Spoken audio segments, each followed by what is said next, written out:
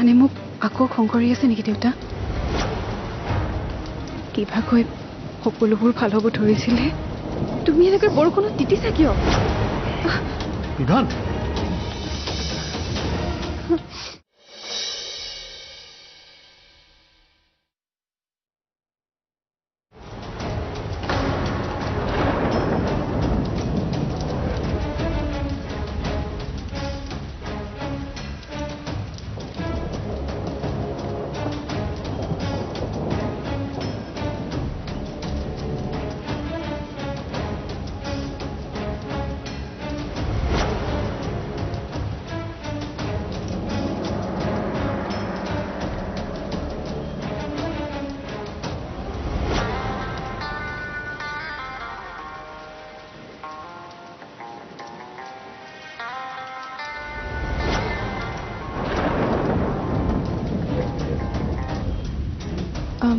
মা বিভান তোমালোকৰ ঘৰত কিয় আছে?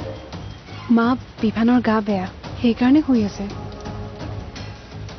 পঠিয়াই দিয়া তাক মোৰ ওচৰলৈ। শুনিছা নাই মই কি কৈছো? শুনিছো। এতিয়াই পঠিয়াই দিয়া। মা বিভান ওচৰতে আছে, মই দিছো ৰ'ব।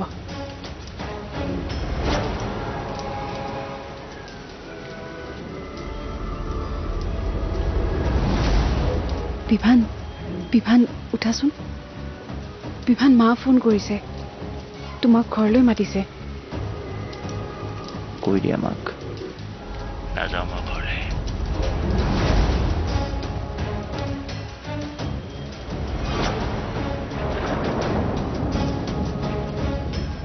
মা বিভানে যাব বিচৰা নাই আৰু গাটোও ভাল নহয়। এতিয়া বিভানক অলপ আৰামৰ দৰকাৰ। তুমি ডাক্তৰ নেকি?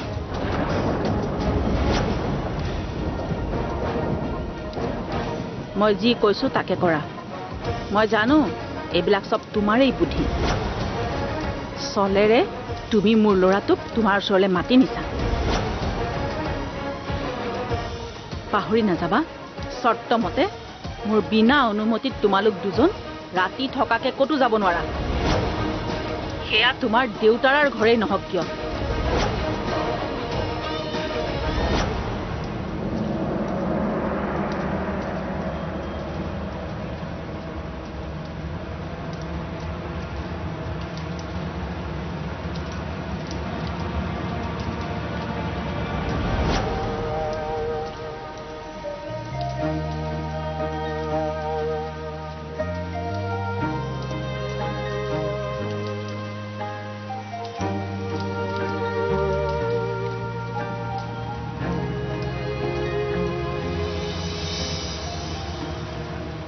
দেউতা, মায়ে ফোন কৰিছিল, বিভানক এতিয়াই পঠিয়াই দিব দিছে। মই কি কৰোঁ দেউতা? এনেকুৱা অৱস্থাত বিভানক কেনেকৈ যাবলৈ কওঁ?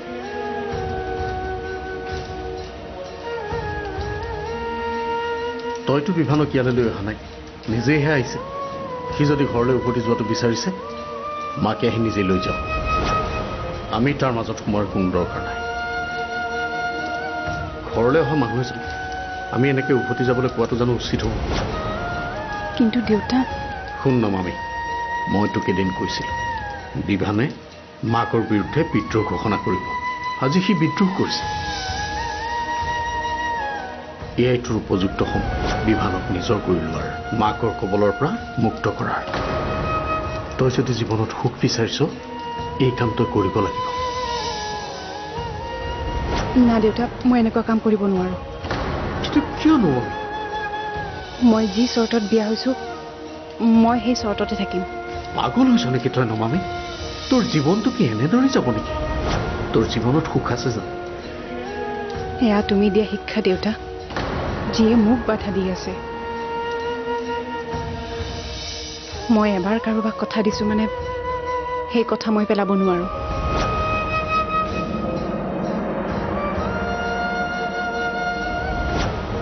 আৰু এটা কথা দেউতা, আমি পাহৰা উচিত নহ'ব যে যিটো সময়ত আমাক কোনেও পইচাৰে সহায় কৰা নাছিল, তেতিয়া কেৱল বিভানৰ মাকে আমাক সহায় কৰিছিল, আৰু যাৰ বাবে আজি আমি ঋণমুক্ত। মানিছোঁ তাতেও তেওঁৰ স্বাৰ্থ আছিল তথাপিও আমি তেওঁৰ সেই উপকাৰৰ কথা পাহৰা উচিত নহ'ব তুমি চিন্তা নকৰিবা দেউতা মোৰ বিশ্বাস আছে এদিন নহয় এদিন মায়ে মোক বুজিব আৰু চাবা মায়ে মোক নিজে সেই চৰ্তকেইটাৰ পৰা মুক্ত কৰাই দিব মই কেৱল বিভানকে আপোন কৰিব খোজা নাই মোক গোটেই পৰিয়ালটোৱে লাগে জীৱনৰ সুখ সকলোৰে লগতহে আছে মই অপেক্ষা কৰিম দেউতা সেই দিনটোলৈ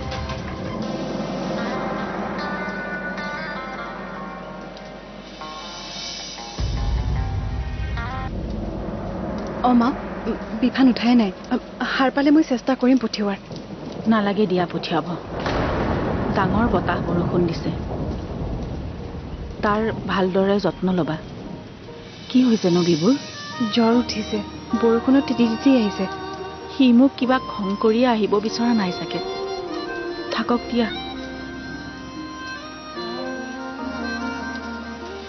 মায়েতো ইমান সহজে মান্তি হোৱা মানুহ নহয় কিবাটো চলি আছে মাৰ মনত এইবাৰ বা আকৌ কি কৰে ভয় লাগিছে মোৰ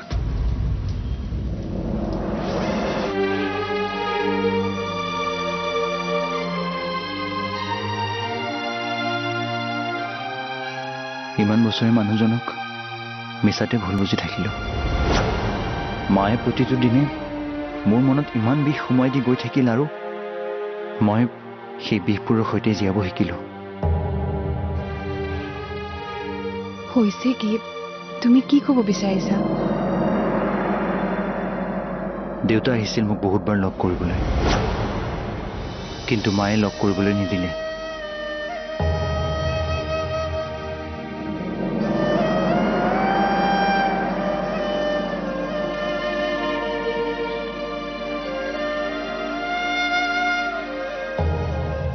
জানকী বিভানৰ খবৰ ললানে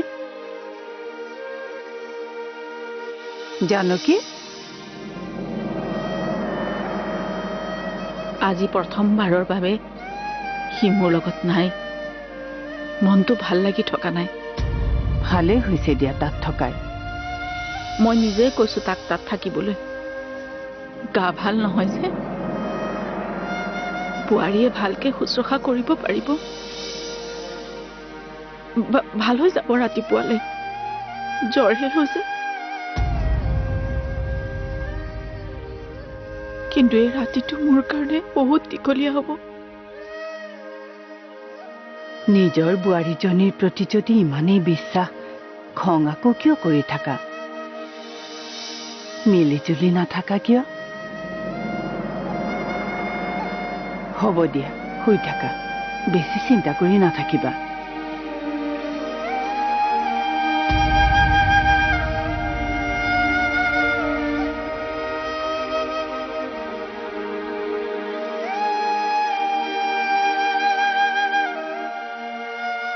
ইবু তুমি মোক খং কৰি নাথাকিবা দেই তুমি খং কৰি থাকিলে মই কেনেকে জীয়াই থাকিম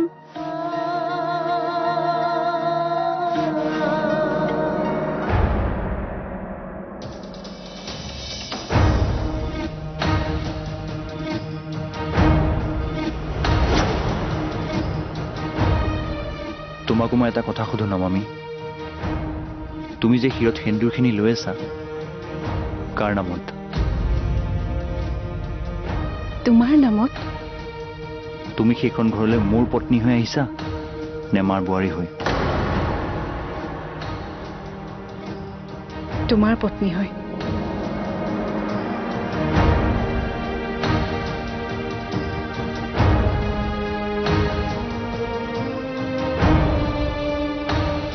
তেনেহ'লে তুমি কাৰ কথা শুনিবা, মোৰ নে মাৰ?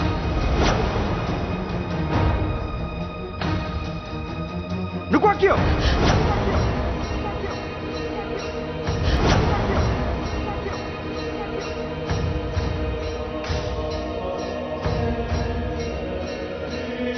তোমাৰ কথা শুনিম।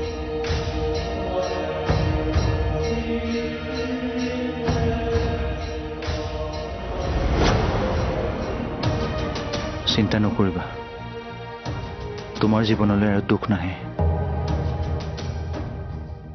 কেতিয়াও এনেকুৱা পৰিস্থিতি নহয়।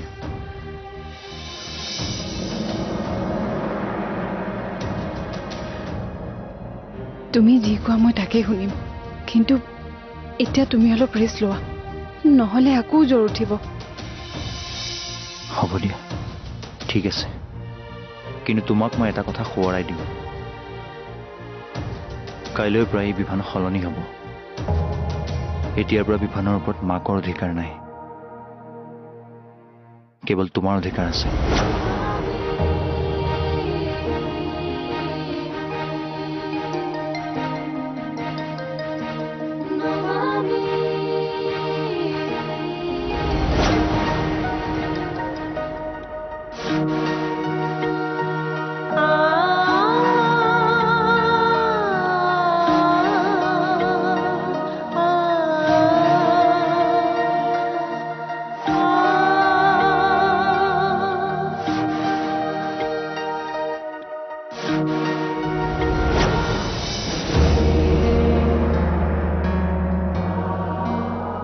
তুমি যাব ওলালা যে, গা ভাল পালা জানো?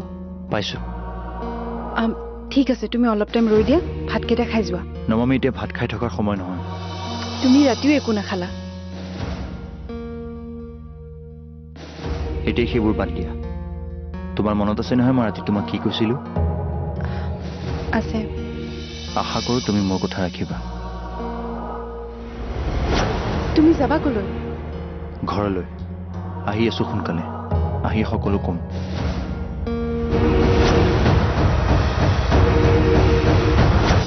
উঠিলানে? চাহ খোৱা। আজি ময়ে চাহ বাকি আনিলো। সদায় শাহুক চাহ বনাই খুওৱা নহয়, আজি শাহুৱে বনোৱা চাহকাপ খোৱাচোন।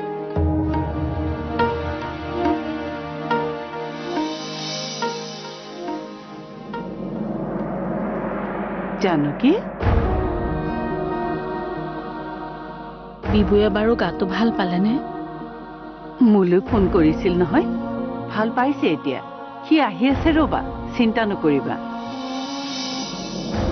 তাৰ চিন্তাত গোটেই ৰাতি মোৰ টোপনি অহা নাই। ফোন এটা কৰিতো মোক জনাব পাৰিলেহেঁতেন তাৰ গাটো ভাল পাইছে বুলি।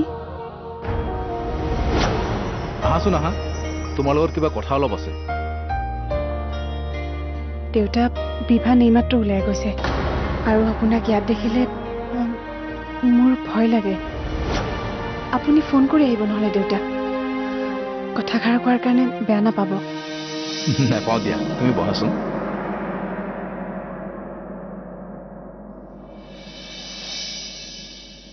তোমাক ধন্যবাদ দিবলৈহে মই আহিছো। মাক ফোন কৰিছিলো, তোমাৰ কথা সোধাত তুমি ইয়াত থকা বুলি ক'লে। ভালে হ'ল দিয়া, লগ পাই কথাবোৰ ক'ব পাৰিলে বেছি ভাল লাগে।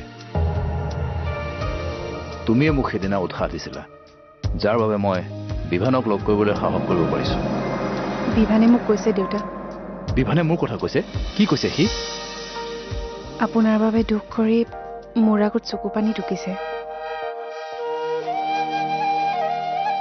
মই ঠিকেই অনুমান কৰিছিলো, বিভানে নকলেও তেওঁৰ জীৱনত দেউতাকৰ স্থান সদায় আধৰুৱা হৈ আছে।